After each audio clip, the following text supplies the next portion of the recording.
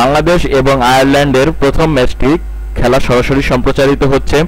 এই ম্যাচটা দেখার জন্য আপনারা অধীর আগ্রহে অপেক্ষা করতেছেন।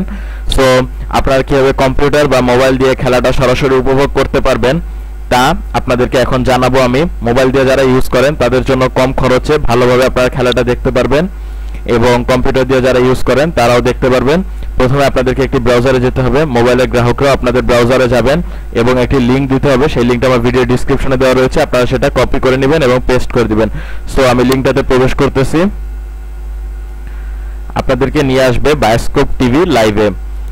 আপনাদেরকে জানিয়ে রাখা ভালো যে বাংলাদেশ এবং আয়ারল্যান্ডের খেলাটা সরাসরি সম্প্রচারিত হচ্ছে গাজী টিভি এবং মাছরাঙ্গা টিভিতে।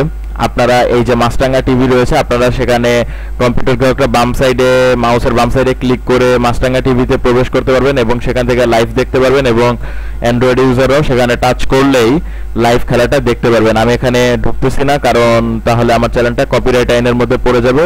সো ভিডিওটি যদি আপনাদের ভালো লাগে তাহলে অবশ্যই আমাদের চ্যানেল টেক ব্রোতে সাবস্ক্রাইব করবেন এবং বাংলাদেশ এবং আয়ারল্যান্ডের খেলাটা দেখুন।